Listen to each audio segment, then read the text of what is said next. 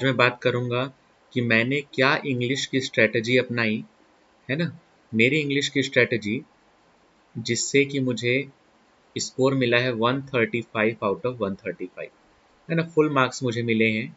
तो भाई मैंने क्या प्रिपरेशन करी है ना, मैं जो ऑनेस्ट ओपिनियन है अपना वही दूंगा, ठीक है। हाँ भाई, तो देखो भाई, इंग्लिश जो है वो काफ़ी, पहली बात तो आपको पता है ईजी पूछी जाती है ना। लेवल जो है वो काफ़ी ईजी है ना, 10th लेवल तक का ही पूछा जाता है। कुछ खास इंग्लिश इसमें नहीं आती है, ठीक है। और इसमें जो है वो 2 से 3 पार्ट में आप इंग्लिश को डिवाइड कर सकते हो। एक तो रीडिंग वाला पोर्शन हो गया, है ना, एक कुछ ग्रामर का पोर्शन हो गया, ठीक है ना, रीडिंग का पोर्शन हो गया, कॉम्प्रिहेंशन वगैरह, है ना, रीडिंग करने के आते हैं। ग्रामर पोर्शन हो गया, और वोकेबुलरी, है ना, एंटोनेम, सिनोनेम, है ना, मीनिंग क्या है भाई, ये सारी चीज़ें, ठीक है। तो देखो भाई, है ना, रीडिंग जो है वो बहुत बढ़िया होनी चाहिए एसएससी सीजीएल के इंग्लिश के पेपर के लिए। रीडिंग जो है वो अच्छी रिक्वायर्ड है ना। और रीडिंग के लिए जो है मैंने 2 सोर्सेस, है ना, लिए। एक तो मैं न्यूज़पेपर हमेशा पढ़ता था भाई, इंग्लिश न्यूज़पेपर, प्लीज़ कोई सा भी इंग्लिश न्यूज़पेपर चलेगा, जो भी आप लोग के यहाँ ईजिली अवेलेबल हो जाए, जो भी, है ना, टाइम्स ऑफ इंडिया भी चलेगा, द हिंदू भी चलेगा, इंडियन एक्सप्रेस भी चलेगा, या फिर जो भी, है ना, आप लोग के पास अवेलेबल हो ईजिली, ठीक है। इससे ना डबल फायदा है, एक तो आपकी रीडिंग बहुत बढ़िया होगी, आप लोग एग्जाम में सेंटेंस को देख के पहचान पाओगे कि भाई ये सेंटेंस जो जम नहीं रहा है ना, इसमें कुछ ना कुछ तो मिस्टेक है। भले आप लोग को मिस्टेक नहीं पता, लेकिन ये समझ में आ जाएगा कि हाँ यहाँ पे एरर है, कुछ ना कुछ मिस्टेक है, तो आप उस क्वेश्चन को कर पाओगे। ये होता है रीडिंग से भाई, है ना। एक तो ये कर सकते हो। दूसरा, इससे और क्या फायदा होगा रीडिंग न्यूज़पेपर से, आपका करंट अफेयर्स वगैरह, है ना, जीके वाला पोर्शन में आपको काफ़ी हेल्प मिलेगी, ठीक है। जीके वाले पोर्शन में भी बढ़िया हेल्प मिल गई। दूसरा, रीडिंग के लिए, है ना, आप लोग कर सकते हो, एक नॉवेल वगैरह पढ़ सकते हो, है ना। लेकिन एक मैं ऑथेंटिक सोर्स बताऊं जिससे आपकी वोकेबुलरी भी स्ट्रांग हो जाएगी, तो वो है भाई एनसीईआरटी पढ़ना स्टार्ट कर दो इंग्लिश के लिए भी, है ना। 8th एनसीईआरटी से पढ़ो, है ना, 8th एनसीईआरटी जो है वो इंग्लिश की कवर करो।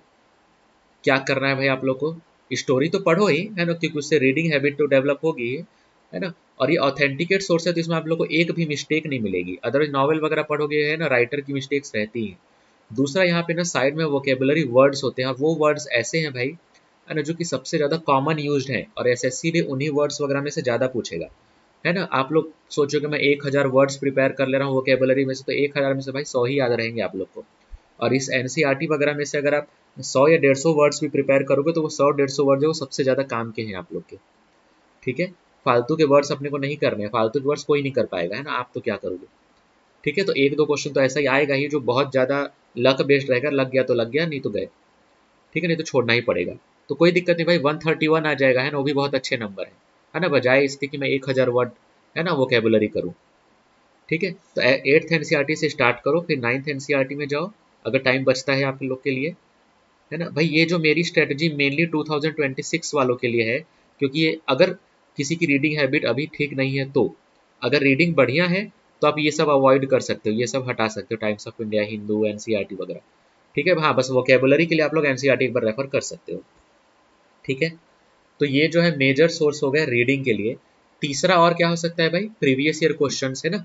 प्रीवियस ईयर क्वेश्चन जो होते हैं, है ना, किरण पब्लिकेशन की आप लोग ले सकते हो बुक, तो उसमें डिटेल्ड में सॉल्यूशन, है ना, ग्रामर वगैरह के साथ मिल जाएगा आप लोग को, ठीक है। तो किरण पब्लिकेशन की बुक आप जो है इसके लिए रेफर कर सकते हो। प्रीवियस ईयर क्वेश्चन तो भाई, है ना, बहुत इंपॉर्टेंट है ही, क्योंकि उसकी जो ग्रामर है, उसके जो वोकेबुलरी है, वो सबसे ज़्यादा इंपॉर्टेंट है ना। वोकेबुलरी आप 2 चीज़ों से कर लो, अगर आप न्यूज़पेपर पढ़ रहे हो, उसमें कोई वर्ड बार बार आ रहा है, आप लोग को नहीं समझ में आ रहा है, वो कर लो। एनसीईआरटी वगैरह में जो वर्ड है वो कर लो, और जो प्रीवियस ईयर क्वेश्चन है जो किरण पब्लिकेशन से, वो कर लो। आई थिंक इसमें वोकेबुलरी की बहुत अच्छी प्रिपरेशन हो जाएगी, आप लोग को अलग से खोजने की जरूरत नहीं कि आप एक डिक्शनरी लेके बैठे हो भाई, ये वर्ड्स भी कर लो, ये वर्ड भी कर लो। ऐसे में तो आप लोग का नहीं हो पाएगी भाई तैयारी, है ना, ध्यान रखना। ग्रामर पोर्शन के लिए देखो, है ना, आई डोंट थिंक कि ग्रामर बहुत ज़्यादा रिक्वायर्ड है इस एग्ज़ाम के लिए, ठीक है। क्योंकि ग्रामर में 3-4 चीज़ों की बस कर लोगे तो हो जाएगा आप लोग का, क्योंकि बाकी जो है रीडिंग वाले पार्ट से कंप्लीट हो जाता है। तो ग्रामर में भाई एक तो टेंस कर लो, बहुत इंपॉर्टेंट है ना, टेंसेस कर लो, है ना, इससे मोस्ट ऑफ द ग्रामर का पार्ट यहीं पे खत्म हो जाएगा। टेंस जो है आप लोग को एक्टिव पैसिव वॉइस में भी हेल्प करेगा ही, है ना, एक्टिव पैसिव वॉइस जो है वो बहुत इंपॉर्टेंट पार्ट है इस एग्ज़ाम का, ठीक है। और तीसरा जो है वो स्पीच, ठीक है, डायरेक्ट इनडायरेक्ट स्पीच वगैरह जो है वो ये प्रिपेयर कर लो, ठीक है। इतना कर लो भाई, और वोकेबलरी जो है वो इनके साथ ही हो जाएगी, आप लोग को अलग से प्लीज़ कुछ भी करने की ज़रूरत नहीं है। हाँ, ईडियम्स वगैरह है, ईडियम्स वगैरह भी एनसीईआरटी में आप लोग को मिलेंगे, और प्रीवियस ईयर जो ईडियम्स है वो कर लो। ठीक है, प्रीवियस ईयर क्वेश्चन में जो ईडियम्स है वो कर लो, है ना। प्लीज़ रिसोर्सेज को इतना ही रखो, है ना। जितना भागोगे भाई उतना आप लोग के चांसेस जो है वो सिलेक्शन के कम होते जाएंगे। ऑथेंटिक सोर्स रखो, एनसीईआरटी रखो, प्रीवियस ईयर क्वेश्चन रखो, न्यूज़पेपर रखो, बस, है ना, इतना बहुत है। ठीक है, और कुछ भी करने की ज़रूरत नहीं है भाई आप लोग को। ठीक है, तो मेरी तो भाई यही स्ट्रैटेजी थी। हाँ, मैं ये एक्सपेक्ट नहीं किया था मेरा 135 आ जाएगा, ऑनेस्टली, है ना, मैं ये एक्सपेक्ट नहीं किया था, है ना। मैं ये सोचा था कि भाई 120 के आसपास मेरा नंबर आ जाएगा, ये मुझे उम्मीद थी, क्योंकि जो मैं टेस्ट सीरीज जब मैं लगाता था तो इतना तो आता ही था मेरा, है ना। 120, 115, 125 भी आ गया, तो एक एवरेज 120 बनता था, है ना। 135 है, जो मैं इसका पूरा क्रेडिट देना चाहूँगा अपनी रीडिंग स्किल्स को। जो मैंने न्यूज़पेपर वगैरह पढ़ा है, एनसीईआरटी पढ़ी ना, उसी की वजह से जो मेरा 135 आया है। प्लीज़ आप लोग भी ये चीज़ फॉलो करना स्टार्ट कर दो, है ना। और मतलब कोई भी आप लोग को यूट्यूब वगैरह में देखने की ज़रूरत नहीं पड़ेगी, है ना। कोई ऐसे एक्स्ट्रा बुक लेने की ज़रूरत नहीं है आप लोग को, है ना। तो आई थिंक इसको फॉलो करोगे तो आप लोग की बहुत अच्छी तैयारी हो जाएगी, है ना। सिर्फ इतना ही किया था मैं, है ना, और इतना लेकिन मैं बढ़िया से किया, है ना, इसी का मेरे को फ़ायदा मिला।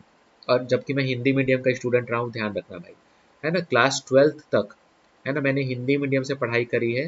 हाँ, 9th और 10th जो है मेरा इंग्लिश मीडियम था, है ना, बीच में, लेकिन उसके बाद 12th तक पूरा हिंदी मीडियम रहा है मेरा, है ना। फिर भी मैं अगर ऐसी तैयारी कर सकता हूँ तो आप लोग भाई, आप लोग अगर हिंदी मीडियम के तो कर ही सकते हो, और इंग्लिश मीडियम वालों को तो और ईज़ी पढ़ना चाहिए।